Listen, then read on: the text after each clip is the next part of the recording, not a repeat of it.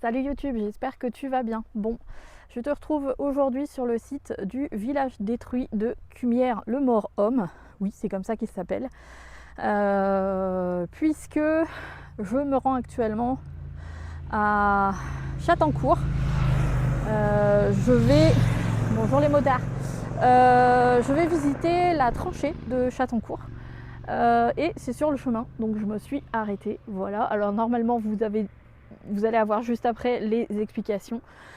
Mais du coup, ici, on est sur le site d'un village qui a été détruit pendant la guerre, si j'ai bien compris. Du coup, ils ont fait un mémorial, etc. Pour ce qui s'est passé ici.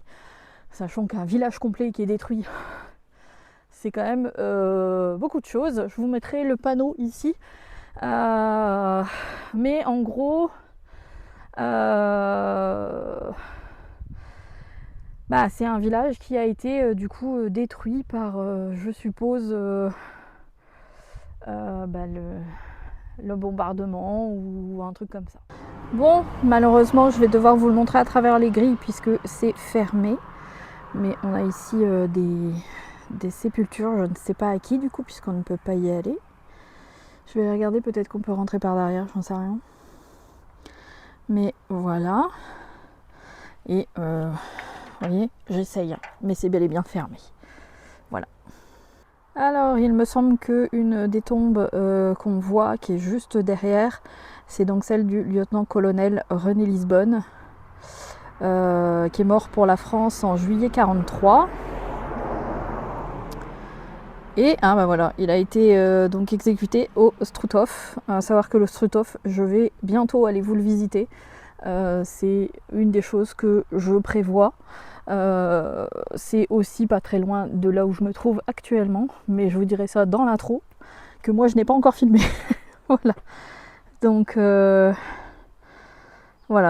ça c'est les deux autres du coup tombes, je suppose, que l'on voit.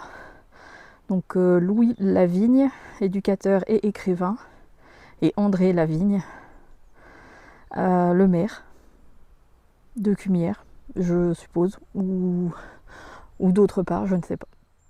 En face de moi, juste là, il y a un parvis avec Notre-Dame de... comment il l'appelle ? Non, c'est parvis de la bienheureuse sœur Jeanne Gérard de Cumières. On va aller voir, on va faire attention de ne pas se faire écrabouiller. J'ai pas envie de mourir jeune. Alors, donc il reste vraiment rien du village. La seule chose qu'il y a en fait sur les lieux du village, c'est du coup le mémorial juste derrière moi. Alors, la bienheureuse sœur Jeanne Gérard, née à Cumières le 23 octobre 1752, fille de la charité de Saint-Vincent de Paul, résidente à Arras de 1777 à 1794, victime de la Révolution, à Cambrai, tiens, c'est côté de chez moi, le 26 juin 1794. Son monument a été érigé en 1960. Troisième centenaire de la mort de Saint-Vincent. Bon, pourquoi pas. Alors, je ne suis pas vraiment une source de savoir au niveau religieux.